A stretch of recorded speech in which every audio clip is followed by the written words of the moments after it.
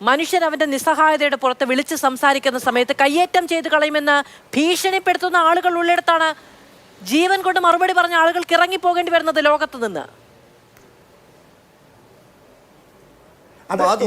ഞാൻ ഇതിന് രാഷ്ട്രീയമായിട്ട് എന്റെ കക്ഷിയെ ന്യായീകരിച്ചുകൊണ്ടുള്ള ഒരു മറുപടി അല്ല ഞാൻ പറയാൻ ഉദ്ദേശിക്കുന്നത്. എന്നോടാണ് ചോദ്യം സാർ, എന്നോടാണ് സാർ ചോദ്യം, എന്നോടാണ് ചോദ്യം സാർ, സാർ എന്നോടാണ് ചോദ്യം, എന്റെ അവസരമാണ്.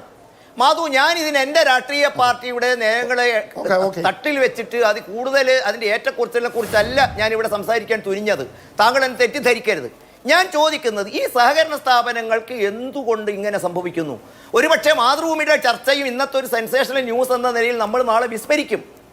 ആത്മഹത്യ ചെയ്തവരെക്കാൾ ആത്മഹത്യക്ക് വേണ്ടി ചെയ്യാൻ ധൈര്യമില്ലാതെ മരണത്തിന് കീഴടങ്ങുന്നവരും നിരവധിയുണ്ട്. അപ്പോൾ മാധു, ഇതിന് ഒരു കൃത്യമായ പരിശോധനയും അതിൻ്റെ നിയന്ത്രണവുമല്ലേ ആവശ്യം? അവിടെയല്ലേ നമ്മൾ സത്യത്തിൽ എത്തേണ്ടത്? നോക്കൂ നിങ്ങൾ, ഞാൻ കൃത്യമായിട്ട് പറയാം. ഒരുപക്ഷെ നമ്മളിപ്പോൾ കാണുന്നത് മാധുവിൻ്റെ കൈവശമുള്ള ഓഡിയോ ഫോൺ സംഭാഷണത്തിൽ രണ്ടാമത്തത് ഞാൻ മാധുവിനെ അയച്ചിട്ടുണ്ട്. മാധു ഒന്ന് കേൾക്കുമോ അത്?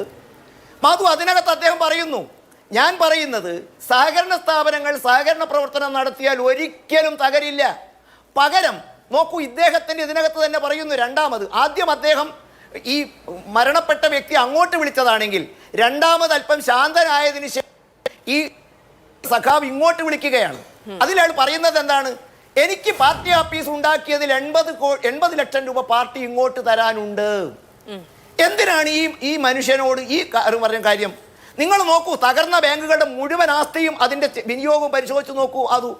ഇത് തടയുകയല്ലേ നമുക്ക് ആവശ്യം?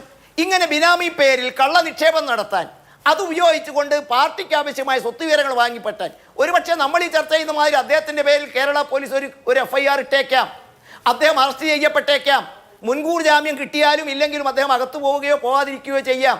അകത്തു പോയാൽ പാർട്ടി തന്നെ ചുവന്ന നാടയിട്ട് സ്വീകരിക്കും. ഒരുപക്ഷെ റെജി ലൂക്കോസിന്റെ സുഹൃത്ത് എന്ന നിലയിൽ ഇന്ന് അദ്ദേഹം യാചിക്കുന്ന ഇതേ നാവ് കൊണ്ട് നാളെ അദ്ദേഹം സഖാവല്ലേ, അദ്ദേഹത്തിന് ജീവിക്കേണ്ടെന്ന് പറഞ്ഞു ന്യായീകരിക്കും. നോക്കൂ, AR നഗർ ബാങ്ക് മുതൽ ഇങ്ങോട്ട്, ഞാൻ കക്ഷിയെ പറയുന്നില്ല, കേരളത്തിൽ ഈ കഴിഞ്ഞ ഒരു മാസം മാധുവിന്റെ ശ്രദ്ധയിലേക്ക് ഞാൻ പെടുത്തുന്നു.